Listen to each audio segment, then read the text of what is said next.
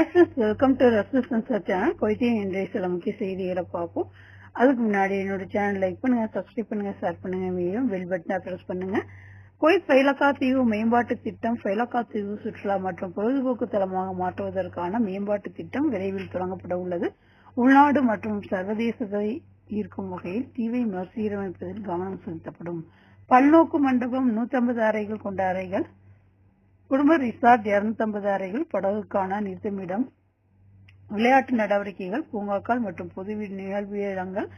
2035க்குள் 2000 முதல் 3000 வேலை வாய்ப்புகள்.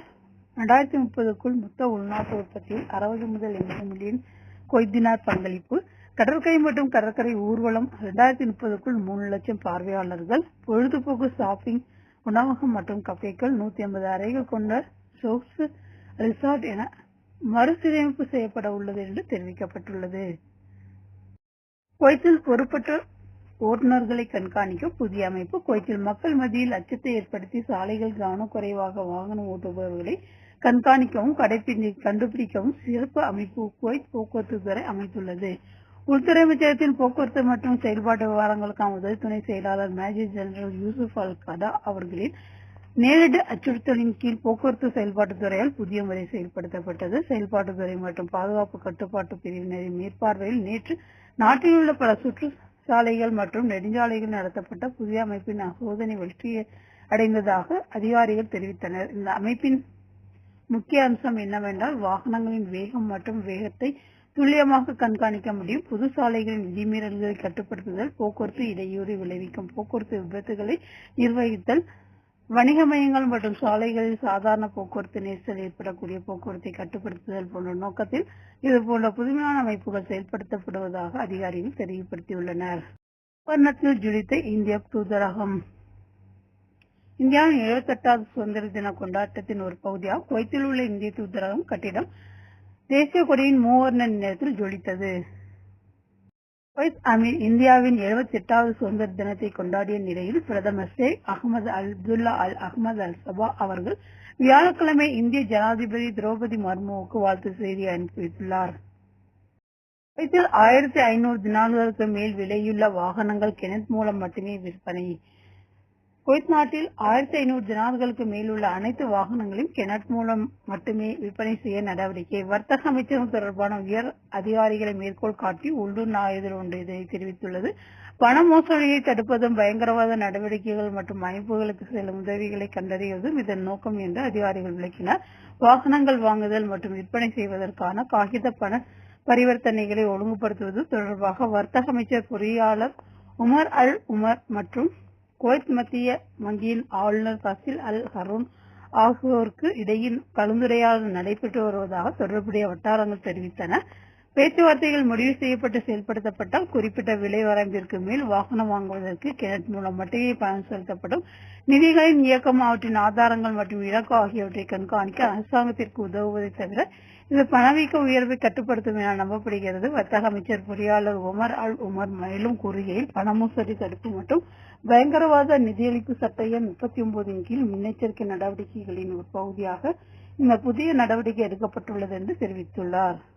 ஈரான் இஸ்ரேல் போர் அச்சுறுத்தல். குவைத் சுகாதார அமைச்சகம் அவசர ஆய்வுக்குழு அமைத்துள்ளது. ஹமாஸ் தலைவர் இஸ்மாயில் ஹனியா அவர்களின் படுகொலையை தொடர்ந்து ஈரானுக்கும் இஸ்ரேலுக்கும் இடையில் ஏற்பட்ட மோதல் காரணமாக ஏற்படக்கூடிய அவசர சூழலை சமாளிக்க நடவடிக்கை எடுக்கப்பட்டுள்ளதாக குவைத் சுகாதார அமைச்சகம் தெரிவித்துள்ளது. நாடு எதிர்கொள்ளக்கூடிய அவசர நிலைகள் மற்றும் நெருக்கடிகளை மதிப்பீடு செய்யவும் சுகாதார அமைச்சகம் அவசர குழுவை அமைத்துள்ளது. மருத்துவ பணியாளர்களின் தலைவர் மற்றும் மருத்துவமனை இயக்குநர்களின் துணைத் தலைவர் தலைமையிலான குழு, அவசர சிகிச்சை பிரிவு தலைவர், மருத்துவ நோயறிதல் துறை தலைவர், மருத்துவமனை நிர்வாக விவகாரங்களின் துணை இயக்குநர், மருந்து சேவை துறை தலைவர், செவிலியர் தலைவர், பொறியாளர்கள் துறை தலைவர், ஆம்புலன்ஸ் கமாண்டர், அதிகாரத் தலைவர் போன்றவை. அவசர நோயாளிக்காக மருத்துவமனைகளில் சிறப்பு பிரிவு அமைக்கப்பட்டுள்ளதாகவும் அதிகாரிகள் தெரிவித்தனர்.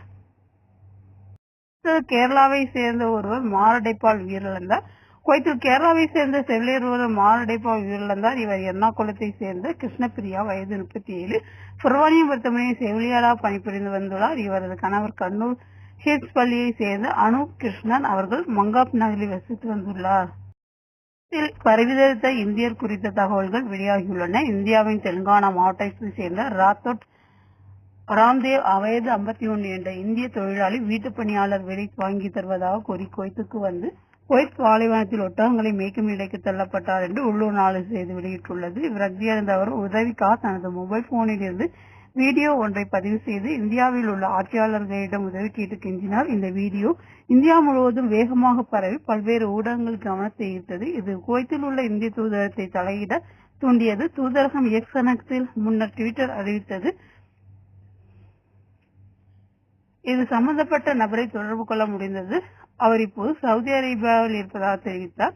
தூதரகம் சவுதி அரேபியாவில் உள்ள அவர்களது சகாக்களுடன் ஒருங்கிணைத்து அவர்களுக்கு தேவையான உதவிகளை வழங்குவதோடு அவர் தனது சொந்த ஊருக்கு பாதுகாப்பாக திரும்புவதற்கான முயற்சிகளை மேற்கொண்டு வருகிறது.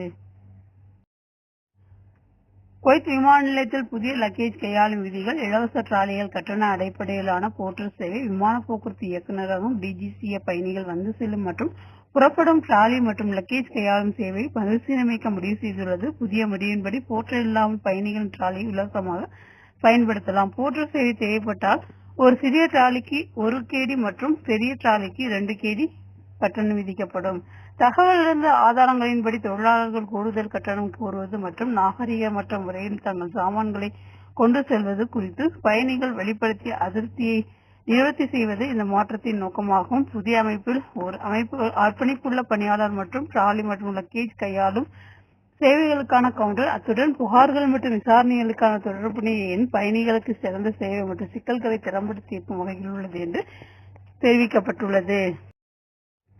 குவைத்தில் உள்ள வெளிநாட்டார் மற்றும் நிறுவனங்களுக்கு மானிய விலையில் எரிபொருள் வழங்குவதை நிறுத்தும் திட்டம். குவைத் நாடு தற்போது நிலம், பெட்ரோல் மற்றும் பெட்ரோலிய பொருட்களின் விலைகளை மறுபரிசீலனை செய்ய நிதியமைச்சகம் திட்டமிட்டுள்ளதாக தெரிவிக்கப்பட்டுள்ளது. இப்போது எரிபொருள் விலை உள்ளூர் மற்றும் வெளிநாட்டினர் உள்ளிட்ட 100% மானியம் கொண்டு வசூலிக்கப்படுகிறது. இதை மாற்றி ஓட்டுநர் உரிமம் உள்ள பூர்வீக குடிமக்களுக்கு மட்டுமே மானியத்தை வழங்கவும் வெளிநாட்டினர் மற்றும் நிறுவனங்களின் மானியத்திலிருந்து விலக்கவும் யோசனை செய்யப்பட்டுள்ளது. இதனை எவ்வாறு வெளிப்படைத்தன்மையாகவும் சிறப்பாகவும் செயல்படுத்துவது என்பது குறித்து ஆய்வு நடத்த சம்பந்தப்பட்ட துணை குழுவுக்கு அறிவுறுத்தப்பட்டுள்ளது.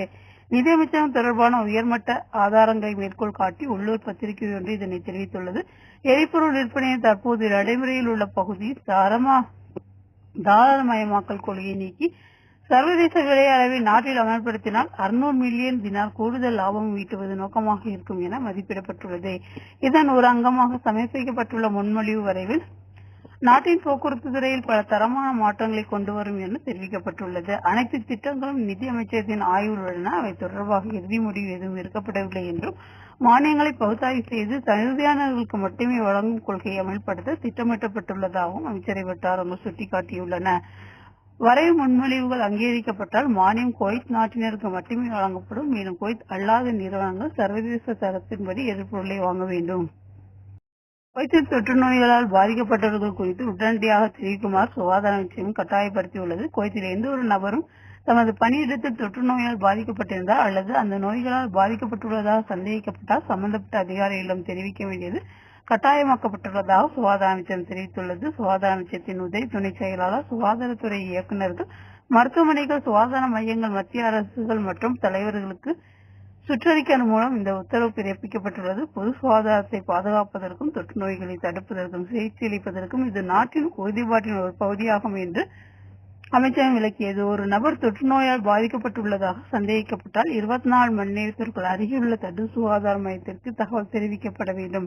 அதே நேரத்தில் தொடர்புடைய சட்டத்தின் 3வது பிரிவின்படி நோயாளியை முதலில் பரிசோதித்த மருத்துவர் அப்பகுதியில் ஒரு தொற்று நோய் இருப்பதாக தகவலை புகாரளிக்க பொறுப்பு. இதன்படி ஹெப்படைட்டிஸ் பி அல்லது சி, கடுமையான நோய் எதிர்ப்பு குறைபாடு நோய் மற்றும் அறிவிக்கக்கூடிய நோய்கள் தொடர்பான வழக்குகளை கையாள வேண்டிய அனைத்து மருத்துவர்களும் தொற்றுநோய் அறிக்கை படிவத்தை பதிவு செய்து அருகிலுள்ள தடுப்பு சுகாதார மையத்திற்கு அனுப்ப வேண்டும். அதன்படி நோயாளியை பரிசோதித்த மருத்துவர் நோயாளியின் வயது,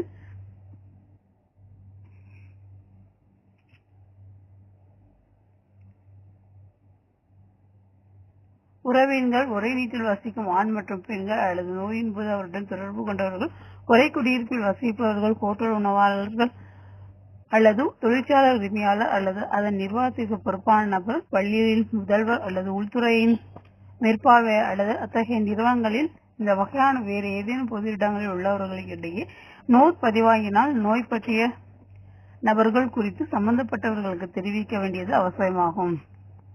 குவைத்தில் நாடு தழுவிய பாதுகாப்பு சோதனையின் போது பிடிபடும் விசா வர்த்தகர்கள் மற்றும் சந்தேக வணிகர்கள் தடுப்பு பட்டியலில் சேர்க்கப்படுவார்கள் என்றும் அவர்களின் அடுத்த நடவடிக்கைகள் முடக்கப்படும் என்றும் உள்துறை அமைச்சகம் எச்சரித்துள்ளது. உள்ளூர் நாளிதழ் ஒன்றுக்கு வழங்கிய நேர்காணலில் அமைச்சர் தொடர்பான உயர் அதிகாரிகள் இதனை தெளிவுபடுத்தியுள்ளனர். இதற்காக சிவில் சர்வீஸ் கமிஷன் மற்றும் மனிதவள ஆணையத்தின் உதவியுடன் இகாமா சட்டத்தை மீறியதற்காக கைது செய்யப்பட்டு நாடு கடத்தப்பட்டவர்களின் பட்டியலில் தயாரிக்கப்பட்டு வருவதாக அமைச்சகம் தெரிவித்துள்ளது. அவர்கள் தங்கள் ஸ்பான்சர்கள் மற்றும் அவர்களை வேலைக்கு அமர்த்திய நிறுவனங்கள் குறித்தும் விசாரணை நடத்தி வருகின்றனர். அத்தகைய நிறுவனங்கள் மற்றும் ஸ்பான்சர்களின் கோப்புகளை நிரந்தரமாக மூடுவதுடன் விசா வர்த்தகம் மூலம் தொழிலாளர்கள் அழைத்து வருவதற்கு அபராதம் விதிக்கப்படும் என்றும் மீண்டும் மீறுபவர்களுக்கு எதிராக வழக்கு தொடரப்படும் என்றும் அதிகாரிகள் எச்சரித்தனர். விசா வர்த்தகத்தை நிறுத்துவதும் ஆட்சேர்ப்பு செயல்முறையை வெளிப்படுத்த தன்மையுடன் நடத்துவதும் தொழிலாளர்களை மொத்தமாக கொண்டு வந்து அவர்களை விற்று பணம் சம்பாதிக்கும் போக்கை தடுப்பதும் இதன் நோக்கம் என்று அமைச்சகம் விளக்கம் அளித்துள்ளது. குவைத்தில் போக்குவரத்து துறையினர் 103 பேரை கைது செய்து 200 வாகனங்களை பதிவு செய்துள்ளனர். குவைத் பொது போக்குவரத்து துறையினர் பல்வேறு போக்குவரத்து விதிமுறைகளை மீறியதற்காக சிறார்கள் உட்பட 103 பேரை கைது செய்து போக்குவரத்து நீதிமன்றத்திற்கு அனுப்ப உள்ளனர். மேலும் 200 வாகனங்கள் மற்றும் மோட்டார் சைக்கிள்கள் பறிமுதல் செய்யப்பட்டுள்ளன. கடந்த வாரத்தில் நாடு முழுவதும் 1351 போக்குவரத்து விபத்துகள் பதிவாகியுள்ளன மற்றும் 63,000 போக்குவரத்து விதிமீறல்கள் வழங்கப்பட்டன என்று பொது போக்குவரத்து துறை வெளியிட்ட செய்திக்குறிப்பில் தெரிவிக்கப்பட்டுள்ளது. குவைத்தில் குரங்கு காய்ச்சல் பற்றி கவலைப்பட தேவையில்லை. நிபுணர்கள் கருத்து. குவைத் குரங்கு காய்ச்சல் பரவும் இடங்களிலிருந்து வெகு தொலைவில் உள்ளது என்றும் தொற்று நோய் நாட்டிற்கு குறிப்பிடத்தக்க அச்சுறுத்தலை ஏற்படுத்தவில்லை என்றும் நிபுணர் கூறினார். அதான் மருத்துவமனையில் மற்றும் தொற்று நோய்க்கான ஆலோசகர் டாக்டர் கானம் உசைலன் அவர்கள் இதனை விளக்கினார். குவைத் ஒரு சர்வதேச போக்குவரத்து மையம் அல்ல. ஆப்பிரிக்க நாடுகளில் இருந்து அதிக சுற்றுலா அல்லாததால் அந்நாட்டிலிருந்து வரும் பயணிகள் மூலம் இந்நோய் நாட்டுக்குள் நுழையும் அபாயம் குறைவு. குரங்கு காய்ச்சல் என்பது விலங்குகளின் வைரஸ் நோயாகவும் பாதிக்கப்பட்ட விலங்குகள் ரத்தம், உடல் திரவங்கள் அல்லது தோல் புண்கள் ஆகியவற்றின் நேரடி தொடர்பு மூலம் இது மனிதர்களுக்கு பரவுகிறது.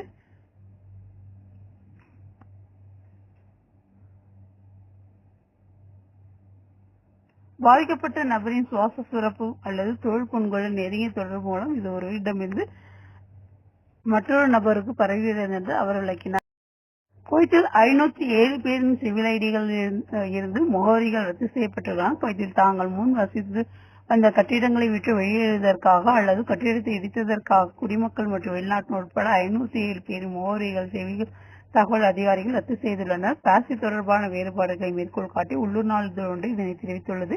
இதனால் அவர்களின் சிவில் அடையாள அட்டையில் முகவரிகளை பதிவு செய்ய முடியாது. இதற்கிடையில் முன்னர் வழங்கப்பட்ட முகவரி ரத்து செய்யப்பட்டதாக அறிவிக்கப்பட்ட பின்னர் 30 நாட்களுக்குள் சிவில் ஐடியில் புதிய முகவரி சேர்ப்பதற்கு விண்ணப்பிக்குமாறு குடிமக்கள் மற்றும் வெளிநாட்டினர்கள் உட்பட அனைத்து குடிமக்கள் ஆணையம் கேட்டுக்கொண்டுள்ளது. உரிய நேரத்தில் பணியை முடிக்காதவர்களுக்கு 100 தினார் அபராதம் வசூலிக்கப்படும் என்றும் அதிகாரிகள் எச்சரித்துள்ளனர். 1982ஆம் ஆண்டின் 32ஆம் எண் சட்டத்தில் 33வது பிரிவின்படி சிவிலடி தொடர்பான இந்த பிரிவுக்கு இவ்வளவு அபராதம் விதிக்கப்பட வேண்டும். அதிகாரிகள் கண்டிப்பாக கடைபிடிக்க வேண்டும். இதற்கு முன் இதே காரணத்திற்காக பலரின் முகவரிகள் ரத்து செய்யப்பட்டுள்ளது. குவைத்தில் சிண்டாஸில் பண பரிவர்த்தனை நிறுவனத்தில் கொள்ளையடித்த குற்றவாளி கைது. குவைத்தில் பண பரிவர்த்தனை நிறுவனத்தில் துப்பாக்கி முனையில் கொள்ளையடித்த சந்தேக நபர் கைது செய்யப்பட்டுள்ளார். அகமதி பொது குற்ற புலனாய்வு குற்றவாளியை கைது செய்துள்ளது. விண்டாஸ் பகுதியில் அமைந்துள்ள பணி பரிவர்த்தனை மையத்தில் உடைத்து ஊழியர்களை நோக்கி துப்பாக்கியை காட்டி கொள்ளையில் ஈடுபட்டுள்ளார். விசாரணைக்கு பின் திருடிய டாக்ஸியில் ஏறி தப்பினார். பல நாட்கள் நடந்த விசாரணையின் முடிவில் குற்றவாளி கைது செய்யப்பட்டுள்ளார். குவைத்தில் உள்ள அரசு ஊழியர்கள் தங்கள் வருகையை இருமுறை சரிபார்க்க வேண்டும். குவைத் பொதுத்துறை ஊழியர்கள் ஞாயிற்றுக்கிழமை முதல் பல்வேறு துறைகளில் தங்கள் வருகையை மீண்டும் சரிபார்க்க தொடங்குவார்கள் என்று சிவில் சர்வீஸ் கமிஷன் அறிவித்துள்ளது. பயோமெட்ரிக் கைரேகை, முக அங்கீகாரம் அல்லது ஸ்மார்ட் போன் பயன்பாடுகளை பயன்படுத்தி பணியாளர்கள் தங்கள் வருகையை தொடங்கி 2 மணி நேரத்திற்கு பிறகு மீண்டும் சரிபார்க்க வேண்டும் என்று தெரிவிக்கப்பட்டுள்ளது. குவைத்தின் இன்றைய சில முக்கிய செய்திகளை பார்த்து உங்கள் அனைவரின் நல்லாதவற்றுடன் இனிய பயிற்சி தொடர் அடுத்த தகவலை சந்திப்போம் என கூறி விடைபெறுவது உங்கள் ரசூல் அன்சார். நன்றி, வணக்கம்.